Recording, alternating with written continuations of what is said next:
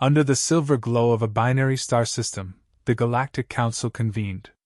Representatives of over 100 advanced species gathered in a chamber carved into the heart of a moon-sized structure orbiting a dead planet.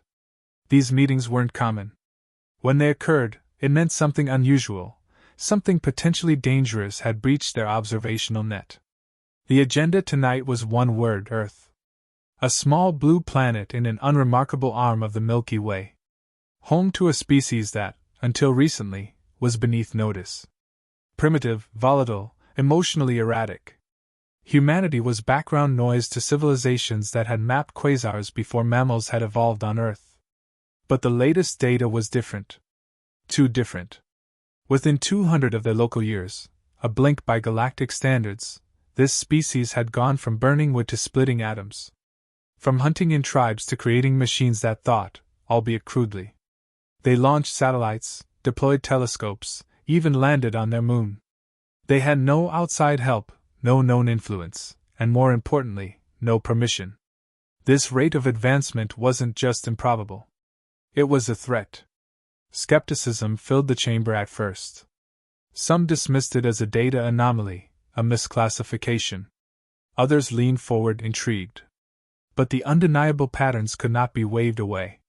Humans were not only progressing, they were adapting faster than any known species had, without any neural architecture enhancements or evolved hive intelligence. Counselor Vector of the Orhis, whose people had guided 28 civilizations to maturity, summarized the unease plainly. They are evolving without understanding the forces they toy with. That makes them unpredictable. And unpredictable is dangerous. Consensus formed not around fear, but curiosity. Before judgment, observation. 3 scouts would be sent, each specialized, undetectable, and hand-selected. One to study military infrastructure and human defense capabilities. One to understand psychological composition. And the third to assimilate, observe social dynamics, and mimic behavior. Each scout was the pinnacle of its species' evolutionary path. The first, an umbral stalker, lived in quantum shadows, impossible to detect through any light-based system. The second, a Ketheri mindweaver, operated in thought space, weaving through subconscious barriers. The third, a biomechanical synthorganism capable of complete morphological transformation. Their mission was simple: gather information, avoid all contact, return data. They would not interfere. Earth was to remain unaltered. The illusion of isolation had to be preserved. Anything less would risk provoking the humans, or worse, alerting them that they were being watched. The dispatch was silent. 3 cloaked vessels detached from a council mothership in deep orbit beyond Pluto, undetectable by any human technology. Each moved toward a different continent, timing descent with solar storms to mask atmospheric entry. They disappeared into the clouds without leaving a trace. Behind closed doors, Counselor Vector privately questioned one of the dispatchers. "What if they detect us?" "They won't," came the reply. "They lack the senses." Vector didn't answer immediately. He watched Earth's pale light on a holoscreen. One tiny world among trillions, yet the patterns were there. Patterns he'd seen before on extinct worlds. Growth unchecked. Aggression rationalized. Innovation accelerated by fear. He finally spoke. "It's not their machines I'm concerned about. It's their instincts." Elsewhere, Council records included unusual phenomena tied to Earth-based transmissions. Strange frequencies carrying bursts of chaotic emotion, anger, sorrow, joy, all packed into what humans called music. When analyzed, no encryption was found. But something beneath the waveform patterns triggered neural unease in certain species. It was dismissed as cultural noise. But Vector noticed something the others didn't. The same musical signature appeared embedded in encrypted military broadcasts and civilian entertainment. The same primal rhythm. As if, across borders and ideologies, humans shared some underlying pulse. Not a unifying technology. A unifying drive. It wasn't enough to prove anything. Not yet. But enough to feel something stir. Not fear, at least not for most. But caution, like watching a storm form on the horizon. Hours after the scouts deployed, a silence settled over the council chamber. Protocols had been followed. Everything was in place. No response was expected for weeks. For now, Earth would remain unknowing. But in an unmonitored section of Earth's moon, long thought barren, a device activated. It had no power source, no transmitter. It was not built by humans. It had been dormant for eons. As the third scout entered Earth's atmosphere, the device blinked once. Then went dark again. No one on Earth noticed. No one in the council knew it existed. But something had changed. The first scout descended under perfect stealth. An umbral stalker, engineered for undetectable infiltration. It did not reflect light. It bent around gravity.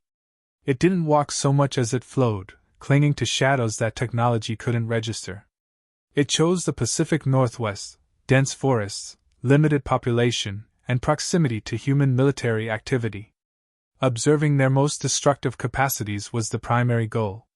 Within hours of landing, it integrated into the terrain. Its sensors mapped communication towers, monitored encrypted transmissions, and analyzed vehicle patterns. It studied from a distance, noting hierarchy, patrol cycles, and electromagnetic signatures. Everything was recorded in flawless detail. Their machines were primitive, yet coordinated. Crude hardware paired with increasingly sophisticated software. Nothing close to interstellar standards. Still, there was progress.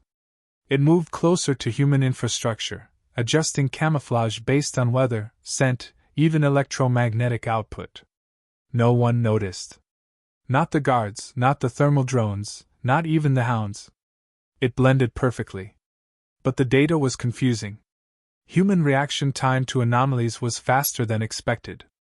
One soldier hesitated mid-step, glancing toward the exact position the scout occupied. He dismissed it, but the moment was logged. Further investigation uncovered something stranger. On 2 occasions, local wildlife altered behavior in proximity to the scout. Birds took flight when none should have. A deer froze, stared at nothing, then bolted. Animals should not detect a being outside the visible spectrum. The scout recalibrated, dismissed it as coincidence. By the 5th day, discrepancies mounted. Data transmission to the council slowed due to environmental interference. The scout compensated with internal memory caches, prioritizing stealth. It ventured into a human population center. A town of limited size but high digital connectivity. Smartphones, home devices, municipal sensors, primitive but layered. The scout noted an irregularity. Local systems occasionally picked up static bursts in its vicinity, triggering maintenance checks. It maintained composure, attributing this to electromagnetic bleed from Earth's inconsistent grid. Yet the effect grew. Children stared longer than adults. One pointed eyes wide. The scout paused, scanned her neural activity. Elevated, but not frightened. Curious. Her mother saw nothing. They moved on. The scout recorded the anomaly, more alert now. That night, it repositioned deep into the forest, attempting to recalibrate sensors and reevaluate proximity thresholds. While running diagnostics, a soft signal entered its range, weak, untraceable. Not human broadcast. It originated from the atmosphere, directly above. A frequency outside civilian or military use. The scout froze. Its cloaking stabilized, then pulsed.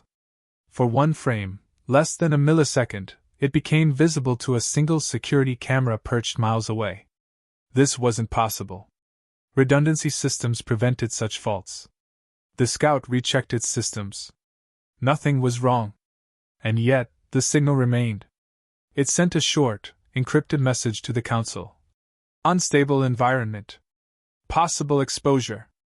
Recommend extraction. There was no immediate reply, but this was expected. Then everything changed. Exactly 28 seconds after transmission, a deep vibration swept through the ground. Local fauna fled. The scout's sensors surged, then cut to black. Not deactivation, blinding. As if every wavelength, every frequency, collapsed at once. Total sensory deprivation.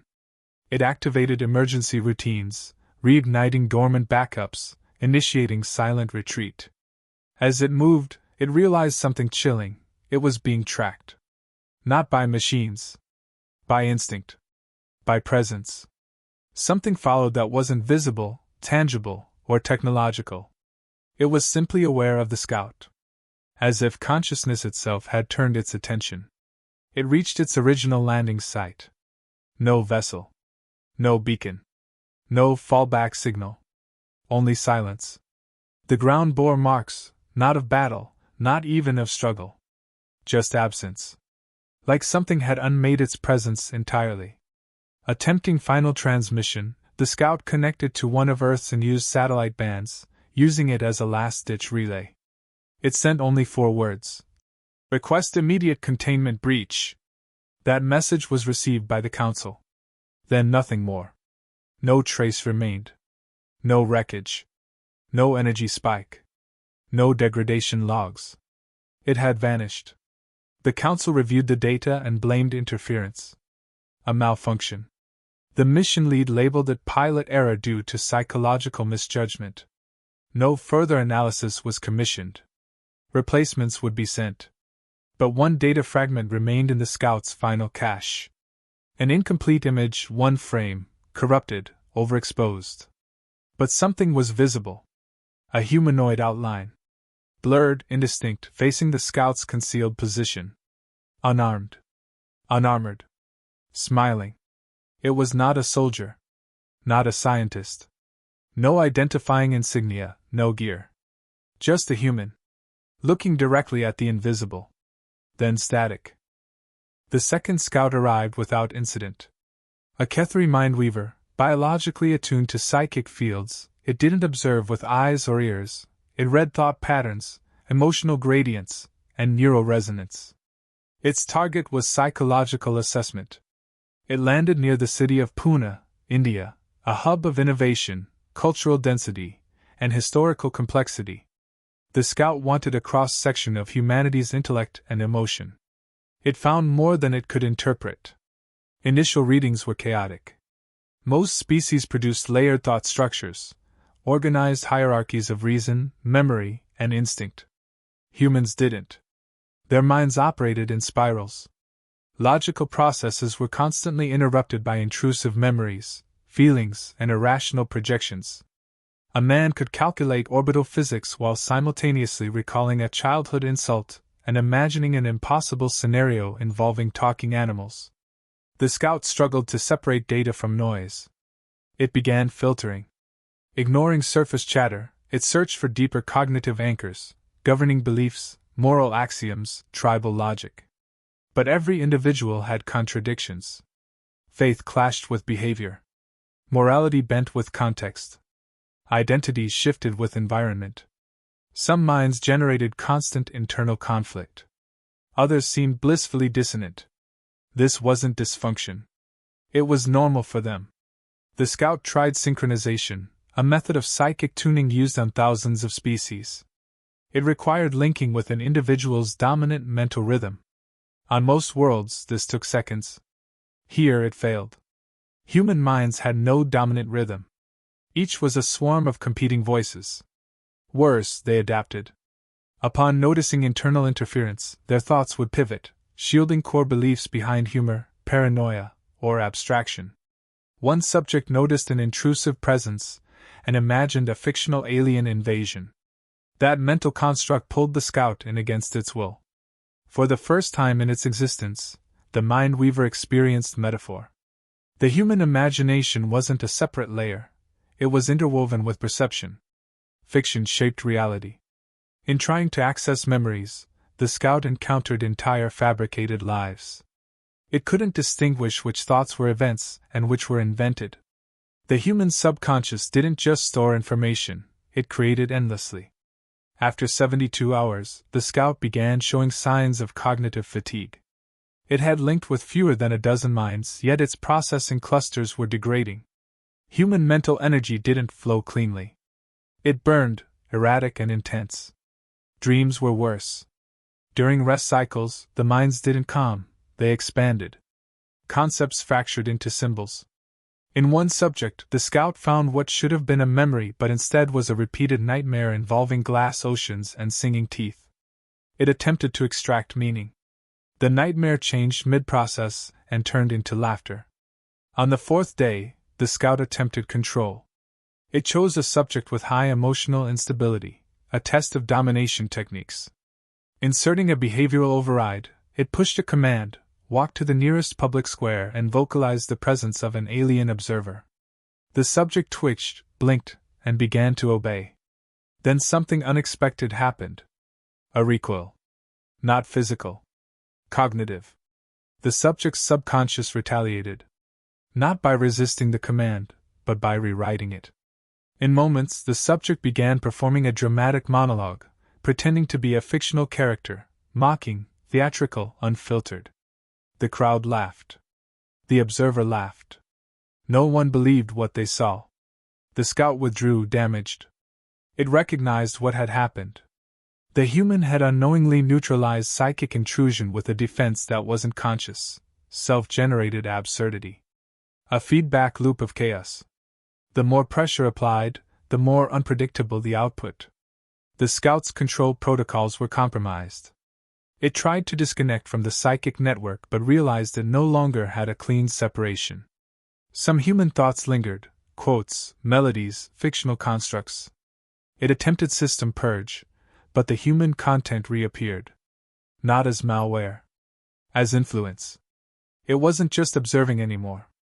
It was becoming affected. In desperation, it initiated a neural firewall and ceased all contact. A clean break. It fled the region, heading for a quieter zone to reboot. En route, it intercepted a late-night radio broadcast, spoken poetry over jazz. It stopped moving. The words carried no code, no signal. Just emotion. Nostalgia. Regret. Wonder. For several minutes the scout remained still. Then it began broadcasting. Its final transmission was brief, unencrypted, and devoid of analysis. They dream in weapons. They feel in storms. We are not equipped for this. No further contact. When retrieval drones reached Earth orbit to trace the scout's last location, there was no signal. No wreckage. Only a weather balloon drifting near a mountaintop with a note inside. Not human handwriting. 4 words, in perfect galactic standard. Stay out. Too loud. The third scout arrived with confidence.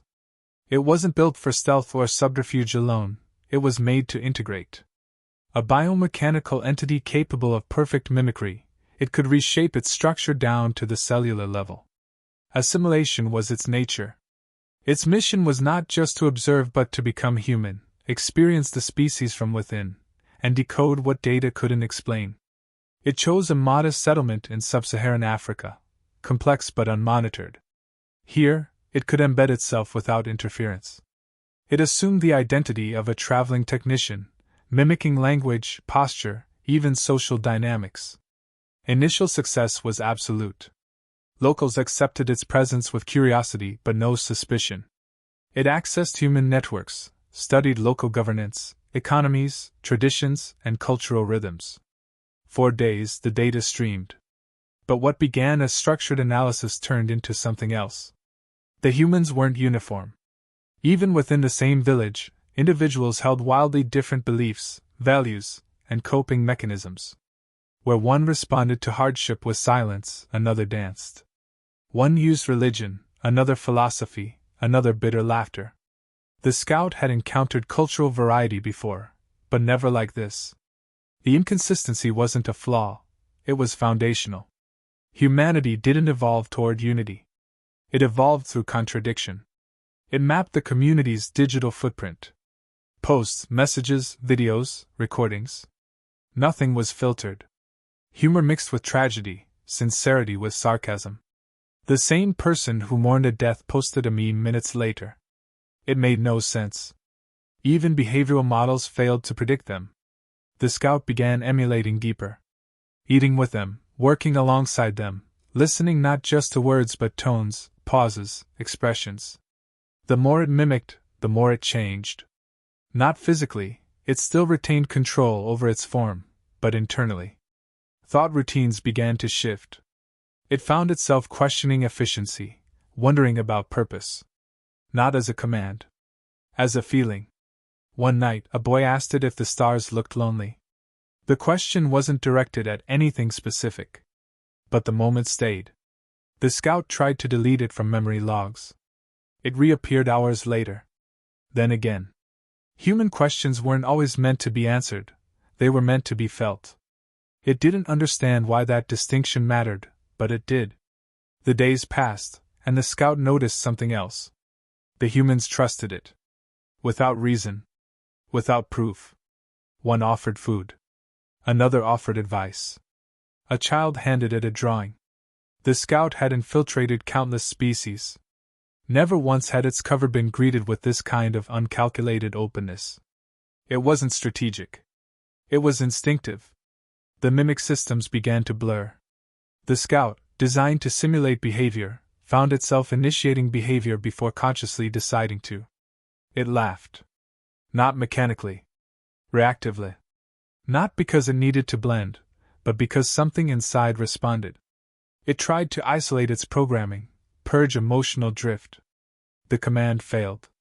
Not blocked, ignored. A line had been crossed. The integration was no longer reversible. It reached out to its long-range transmitter to send findings. But the message it drafted wasn't a report. It was an expression. Disjointed, introspective, wrong in structure. It spoke of dreams. Of contradiction. Of the strength and fragility. No analysis. No data. Only impressions. The scout deleted the message before sending. Instead, it dismantled the transmitter. Piece by piece. Carefully. It buried the parts, not out of necessity, but with a strange reverence. There would be no report. No return. It had made a choice. Before the final shutdown of its external interface, it reviewed its initial observations. It noted a pattern, small, overlooked, but now obvious. The humans had an unquantifiable quality. They didn't just adapt, they absorbed everything. Pain became art. Fear became innovation. Grief became connection. It wasn't survival. It was transformation.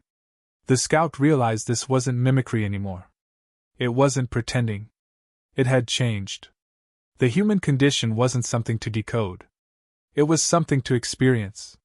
That experience altered the code more deeply than any protocol allowed. One final entry was logged in its internal core. No encryption, no concealment. Just one line. They are not one thing. That is their power. Then it shut down all outbound systems. No more signals. No more observation. Just silence. The council never found it. They never would. The council convened again, now under quiet tension. 3 scouts gone. No trace. No conclusion. Official records called them anomalies, but off-record voices spoke of containment failures. The idea that an uncontacted species could simply erase 3 top-tier observers was unacceptable. Worse, no one knew how. Debate fractured the chamber. Some demanded retaliation. Others advised full withdrawal. A few suggested Earth be marked for soft quarantine, a silent blockade with no explanation. Most believed the planet remained unaware of external presence. Human technology was still primitive by galactic standards. No signals, no weapon signatures, no trace of reverse surveillance had ever been detected. That assumption was about to break. A transmission arrived. Not encrypted. Not disguised. It came through a common frequency used for council maintenance drones, bypassing all standard communication firewalls. The message carried no threat, no demand. It was audio. A song. Slow, rhythmic, with instruments foreign to most ears. But the structure was clear. Repetition with variation. Emotion embedded in sound. The voice sang in English, untranslated, yet the intent was undeniable. A question, repeated gently, asterisk. Who's watching who? Asterisk. The file metadata contained coordinates. Earth origin, triangulated with precision. Too precise. The location matched the original landing zone of the first scout. That could not be coincidence. Initial reaction was denial. A prank. A fluke. Yet analysis proved the signal had been routed through an array of planetary systems, bounced across lunar orbit, and disguised as solar interference until the final moment. This wasn't a random burst. It was aimed. The room fell into stillness. Then came the second data burst. Visual this time. A still frame. One human, standing on a street, looking directly at what should have been an invisible surveillance probe. No timestamp, no geolocation. Just the image. The human's expression wasn't hostile. It wasn't even curious. It was knowing. The council response fractured again. Proposals flew, initiate cloaked planetary scans, retrieve backup probes, plant misinformation among human broadcasts. But underneath the technical scramble was an emerging fear, unspoken but growing. What if humanity knew all along? What if they hadn't just noticed the scouts, but allowed them in, studied them back, and responded in kind? A third packet followed. This one wasn't a message. It was a mirror. A compressed file containing fragments of the Council's own internal surveillance logs, meeting records, scout telemetry, encryption keys. Nothing critical, but unmistakably authentic. The implication was clear. Someone on Earth had accessed Council data without access points, without tools, without permission. It broke protocol. For the first time in recorded history, Earth had spoken first. One faction demanded immediate planetary lockdown. Another argued for covert containment. But the voices opposing action were louder now. They pointed to the nature of the response. No aggression. No claim. Just an answer. Measured. Deliberate. Human. The final shift came not from data, but from silence. A long-range probe sent to reinitiate observation protocols passed into Earth's atmosphere and vanished. No distress call. No interference recorded. Only a blank. Another absence. The mission director reviewed everything. No attacks. No weapons. No threats. And yet, no return. Earth had not retaliated. Earth had simply watched. And when ready, responded not with force, but with presence. That was enough. The Council voted. Earth was to be classified as a dark seed world. No contact. No surveillance. No approach without unanimous approval. Not because humanity posed an active threat, but because it could not be measured. It had crossed no thresholds, launched no ships beyond its system, and yet it had undone 3 scouts and replied in perfect awareness. The records would show this as a neutral designation. But among the senior strategists, a quiet understanding took hold. Earth was dangerous not because of its machines, but because of its people. They reacted with instinct, yet planned with imagination. They failed constantly, yet improved unpredictably. They laughed under threat. They created without reason. And most disturbing, they noticed everything. As council chambers emptied, one observer stayed behind, reading the song's translated lyrics. Simple. Almost naive. But layered with something older than technology. Not defiance. Recognition. Humans hadn't declared war. They'd acknowledged the game, and declined to play by its rules. One final note was added to Earth's file. Not strategic. Not scientific.